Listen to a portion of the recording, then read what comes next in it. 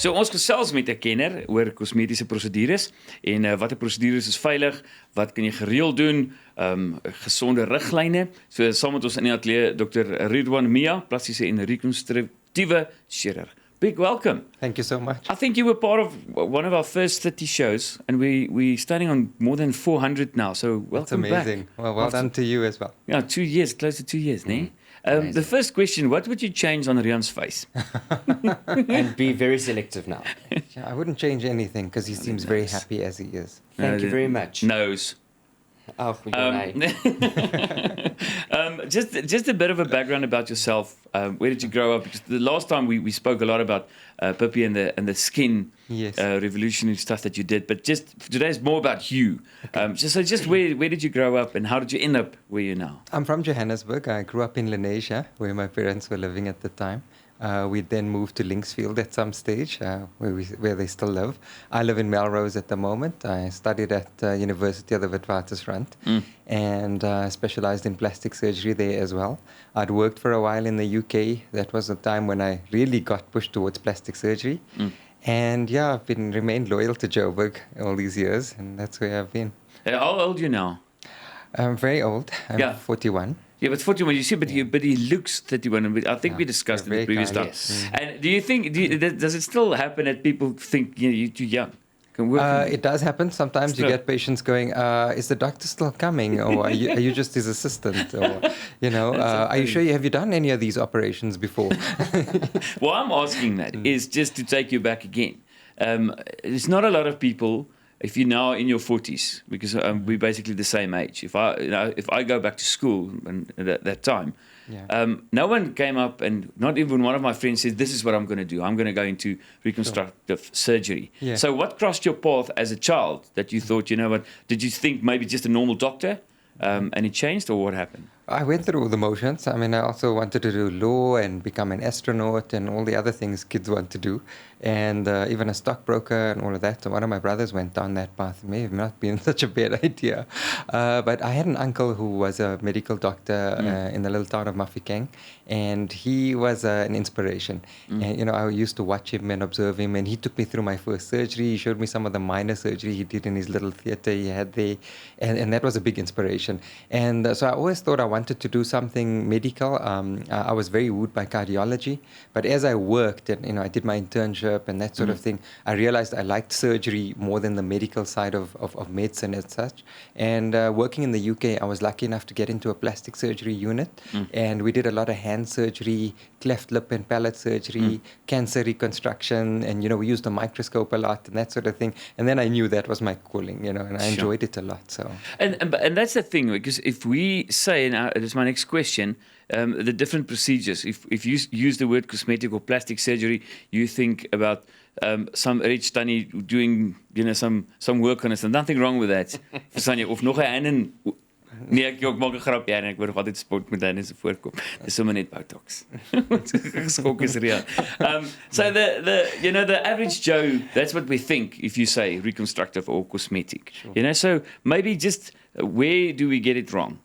Well, for us, it's as surgeons, reconstructive or what we call aesthetic or cosmetic surgery is pretty much the line's quite blurred. For us, the idea is to do surgery that would make a difference to someone's life. So, whether you're doing a facelift and making someone's life better in that way, or whether you're reconstructing after breast cancer removal, it still makes someone's life better.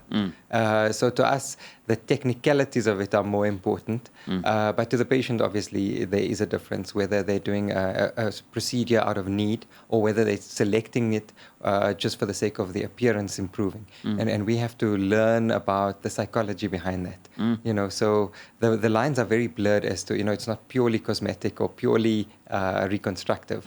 A cleft lip obviously would be reconstructive, but it's got aesthetic aspects to it. So we have to make sure that the scar looks good and, they don't walk around with a little notch on the side of their face. They have to be even. So, there's different considerations. But I think ultimately for us, it must make a positive impact on someone's life. But you're passionate about that, especially the kids, I think. born a Absolutely. certain way, and you realize you're going to change this person's life. Yeah, that's the whole idea. To see the look on their faces and the parents and the family, and to see the difference you've made to them. That's what counts at the end of the day. Now, with this surgery procedures, currently, what's most in demand in SA? From a cosmetic surgery point of view, we do a lot of breast augmentation. We do lots of liposuction.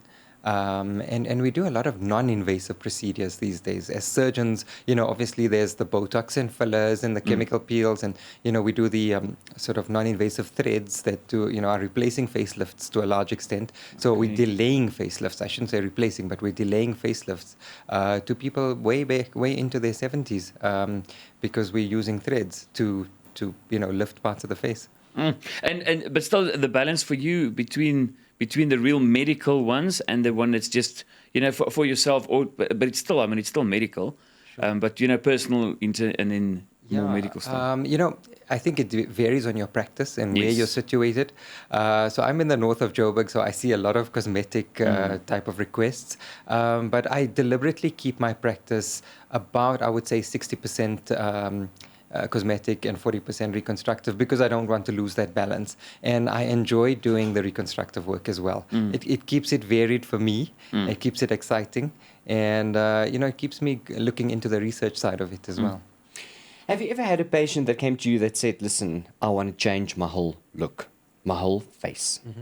Very often. You often get patients who come in and say, I walk into a room and nobody notices me. I want to look distinctive. I want something that will draw people's attention to me because I look very bland. And even if I dress really well, or even if I speak really well, people don't really pay attention. So they want something distinctive. So we often get that sort of thing. And usually you'll find it's a couple of minor enhancements that they're looking for. They're not sure exactly what it is, but you can show it to them. You can add a little bit of filler. You can do some drawings for them. You can show them some pictures. And that would give them some idea of what they're looking for. And usually it's a lot more minor than they think. You don't have to go all out and do a whole chin enhancement or a rhinoplasty, a nose job. Usually it can be something far less invasive, and occasionally it is something major. You can do a big cheek enhancement for them, or fix their ears. Some people have very prominent ears. So you show them how they will look after the operation Give them some beforehand. idea about it. Okay. Yes. What's the word you used with the nose? A rhinoplasty. Rhinoplasty. Is that the medical term That for would be nose job? for a nose job, absolutely. A rhinoplasty. I'm going to use that word in the mall later today. We're going to use it very often now. Yeah, I'm just going to order Let's just one tell you. rhinoplasty and a Big Mac. Thank you. And I'm just going to see the reaction. We're going to chat now. 'n bietjie later. Ek wil nog 'n bietjie uitvind ook oor die liposuction, my maag. Die lipo. Is dit lipo? Lipo. We take the lipo and we take it into the lipo. So that's what And I'm you going to need to do. talk like that. Ja, dan gaan ek so kom praat. So bly geskakel, gesels nou verder. As jy net ingeskakel het hier op die Groot Ontbyt, Groot FM 90.5 kanaal 144 op kyk net. Ons gesels met Dr. Ridwan Mia, plastiese en rekonstruktiewe chirurg. Ons het so 'n bietjie gesels oor die balans tussen medies en dan ook om net in jouself beter te laat lyk. One thing that I've realized as well is especially women, there's some operations and especially with breasts, with self-confidence, people, the whole personalities changes. So the satisfaction for you, one of the biggest things we all know about Burpee because that was just massive news. But is there stories or people that that stood out for yourself that you really think, okay, yes, that changed this person's life? I think there are quite a few patients. We had a few other burn victims, especially kids, where it made a big impact on the parents, for their children to look more normal. I shouldn't say completely, like normal, but because what is normal at the end of the day? But if we could get their kids to look presentable and for other kids to not be scared by the scarring and that sort of thing. So we've had a few patients like that where, for me, I felt you really did this child a favor, or did this family a favor. And again, when it comes to breasts, as you mentioned, with women, we underestimate the meaning of femininity that breasts give them. So, just a simple lift sometimes, or enhancement, changing the shape, sometimes a reduction can make such a difference to someone's life that they feel more confident about it. They are more in front of other women. that's where the confidence really shows. And a lot of women have come back and said, you know what, my work is better. I feel more confident in my family environment.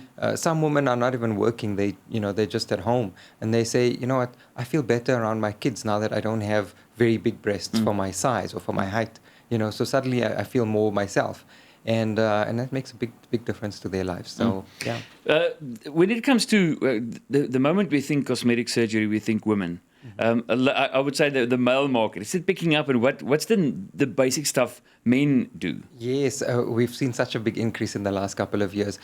Men are doing liposuction more and more, and we've had particular requests for, can you sculpt me a six-pack, or can you sculpt my pecs a bit better? That sort of thing. I think because of media, social media, things are getting around. People are seeing things that happen overseas. We've had a lot of male requests for rhinoplasty, for nose jobs as well. We've had a lot of men coming in for things like the threads in the face or facelifts even, blepharoplasty, the eyelid surgery. So, as you age, your eyelids get a bit heavy, you get a lot of like bags under the eyes, the skin gets very dark. So a lot of men coming for that sort of surgery nowadays. That's why people ask me, why do I have a beard? I promise you, I look like a soccer ball without my beard. I've got a weak chin. We're going to talk chins later in the ad break. They say that South Africa is becoming like a tourism destination in terms of cosmetic surgery. Is that also true? I think the exchange rate is in the favor of people overseas. So we're finding more and more Americans and Europeans and Middle Easterners even coming to South Africa because it's a good destination. They come and do a bit of tourism as well. It's cheaper because of the pricing. And also, we're well renowned that we have world standard healthcare.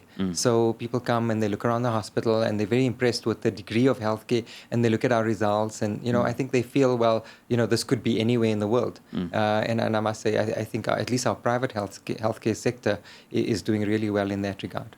In terms of danger, now we're talking, someone comes in and you've been in an accident or whatever. That is medical, that's survival.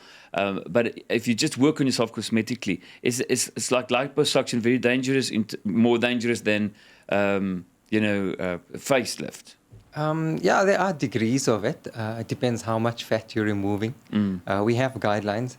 We would seldom remove more than 5 to 6 liters of fat on a person, which is a massive amount in one sitting anyway. So we would often have to advise patients. Liposuction is more of a sculpting exercise. It's not a weight loss exercise.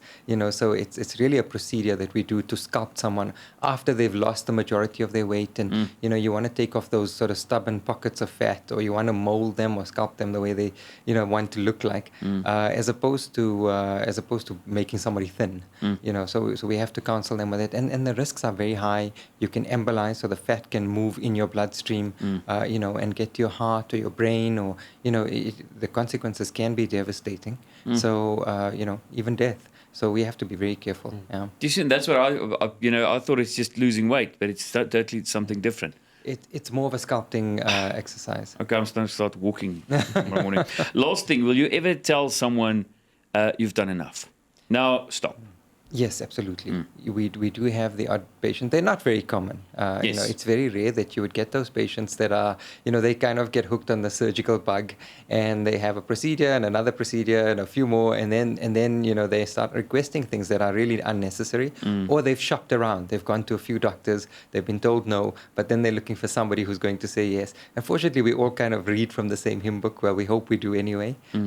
We all adhere to our guidelines. In South Africa, we follow the Association of Plastic Surgeons, which kind of keeps us all nice and sane and, doing things more ethically. And at the end of the day, we're still doctors, so we have to adhere to the code, and we have to advise our patients appropriately. So yes, very often we have to say to patients, you've had enough and this won't be good for you. And you'll be wasting your time and money and putting yourself at risk. Thank you so much. This was very informative, and I want to quote him because I want to become Catman in the next 12 years. But he said no already. He said, stop it. As jy nou net ingeskakel het saam met ons in die ateljee, Dr. Ridwan Musa, has it ever happened that people confused you? It does happen. It does happen. What happened there? You were for a split second, you thought, what's this guy doing? What's going on? Maybe am I in the wrong show?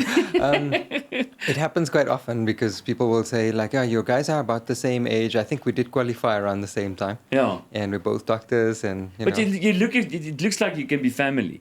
It just came up in my mind, and I thought you know. he might be very upset with you for saying that. Yeah, but he's a nice guy, but he's not as intelligent as you. No, I'm joking. So we spoke about all, operations, cosmetic, even like the skin, the stuff that you did with that, the prices, the awards you got, the baobab. I mean, that's a big thing as a country saying thank you for your work.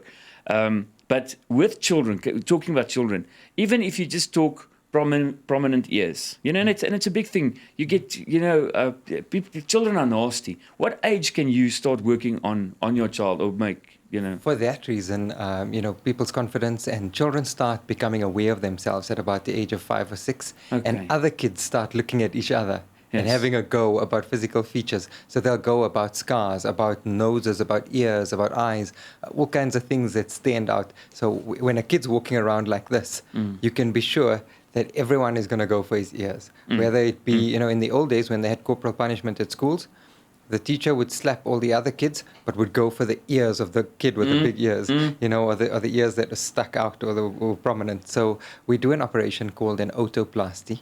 And that's when you set back the ears and you redo the folds and, get them into a more normal configuration. We recommend between the age of 5 and 6. We get lots of people doing it later on in life, in adult years and, in teenage years and so on, because they get harassed and they get, called all kinds of names. There was one guy who, his surname had become something else because people had called him that all his life, to the point that his kids thought that was their surname, so they had to, because that was just the nickname they had for him because of his ears. So, it does help to change, and it helps change people's confidence. I always, whenever I talk to, interest groups about this procedure, they say, like, Prince Charles has got huge ears. Yes. But, with all due respect, we're not all going to be the next King of England where, you Yes. can have those ears and you're fine. Yeah, You and, know, that's fine. so- And it's amazing that you mentioned him now, because that was what I wanted to say next. I read an article, and it was on Pinterest, the way he was bullied in school because of his ears, and then they moved him to Eton from another school. It was so bad, and Yeah. it was extremely bad for him. It's still one of his worst memories is the way they treated him because of his ears. Absolutely. I don't know why they didn't just correct it when he was 5 years They've old. got the money. I'm sure they're not Yeah, struggling. we're going to be mad at the Queen for something else. Some bombs and now his ears. Was some of the weirdest stuff people requested? Things that are radical. People have asked for, the nose of some actress, or Okay. they ask for very large buttocks. They ask for strange objects to be implanted under their skin. You get very young girls looking to augment their breasts, to an extremely ridiculous size. Men who want to look like women, or the other way around. Not people who are of transgender. Yeah, not transgender, just people who want to have strange kind of characteristics. And you have to advise them that we don't do things that are sort of unnatural. Yeah. We'll do things within the confines of what's medically indicated, and we won't do something that would make someone look like a freak. So we won't give someone an extra nose. Yes, yeah. I want 2 noses. Yeah. Well, you get some kind of strange requests for horns and things like that under the Yeah, it's weird. Or eyebrows. split the tongue. Yes, the odd requests like that from time to time as Believe well. it. I want to talk about the risks involved. You hear vicious stories about people going for plastic surgery because they just wanted to do something small on their nose, but when they came out, the whole nose was gone. Or they turn into Catwoman. What are the risks involved? How sure are you, if you go for the operation, the things you want to be done are going to be done? Well, I think it depends on the trust between a doctor and the patient. So obviously, before you have a procedure, gauge your doctor. See that he understands what you're looking for and that you come to an agreement on what the end result should be. And also, as doctors, we often have to advise patients on what's doable and what's not. Often you'd find people asking for procedures which are, a bit outlandish, or the results are not attainable in their particular skin type or their particular build. It's not always possible to make someone look like a bodybuilder when they're hugely obese. So you have to give them reasonable expectations, and you have to literally hold them by the hand and take them through that journey so that they understand what they're going to have at the end of the day. So I think I would advise patients, be sure that you know what the result is going to be, and you're not waking up at the end of the operation saying, this is not what I asked for. Usually it would be something that would have been clarified way in advance of the surgery. Last question, because now this weekend you worked, same as us, but we didn't save lives. And you were on call. But if you get a call and it's a certain operation, you know this is the case. The one that gets you excited, you go like, yes, can't wait for this. You know, your favorite surgery to do. I like hand surgery a lot. Okay. So I often, if it's something like a fracture on the hand or a tendon injury, I find that I like those surgeries. But I must say my favorite operation to do aside from the emergency work is breast augmentation, because it's nice, neat, clean surgery. The results are good and the patients are happy with you. And more importantly, they often result in their friends and family coming for the same procedure later. Yes, of course. It's a good marketing as well. It's a good marketing tool, yes. Look at my advertisement. But it's really good. But and my sister's going to kill me for this, but both of them, had total different reasons for operations, and it totally changed their lives. So I really think it's a psychological thing, and it's pretty. Yeah. Great stuff. Thank you so much. It's a pleasure. What can Thanks you for change? having me. What will you change if you look at me? They're too numerous to mention. I don't think we have enough time. Sorry. There you go. Numerous to mention. Ek gaan nooit weer eet nie, wat jy bloos ek nou.